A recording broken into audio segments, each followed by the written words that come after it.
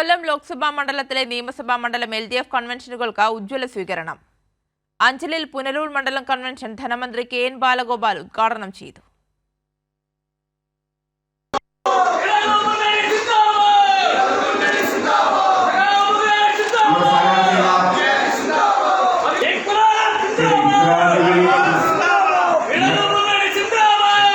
നരേന്ദ്രമോദി മുമ്പ് പറഞ്ഞ ഗ്യാരണ്ടികൾ ഇന്ത്യയിലെ ജനങ്ങൾ മറന്നിട്ടില്ലെന്ന് CPIM കേന്ദ്ര കമ്മിറ്റി അംഗം KN ബാലഗോപാൽ പറഞ്ഞു.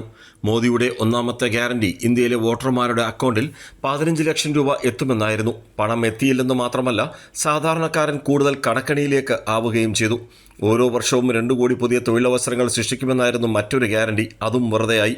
തൊഴിൽ രഹിതരുടെ എണ്ണം കുത്തനെ വർദ്ധിച്ചു. 10 വർഷമായി പാഴ്വാക്കാകുന്ന ഗ്യാരണ്ടികളാണ് പുതിയ രൂപത്തിൽ ഇത്തവണയും തെരഞ്ഞെടുപ്പ് കാലത്ത് ഇറക്കുന്നത്. വളരെ വലിയ പാരമ്പര്യമുള്ള സ്ഥലമാണ്.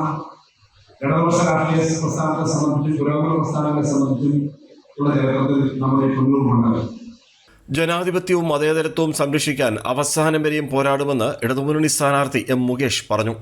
അപകടകരമായ ഒരു സാഹചര്യത്തിലൂടെയാണ് നമ്മുടെ നാട് കേരളം കടന്നു പോകുന്നത്. ഒറ്റക്കെട്ടായി നിൽക്കണം. ഇവിടെ പിടിവിട്ടാൽ കേരളമില്ല.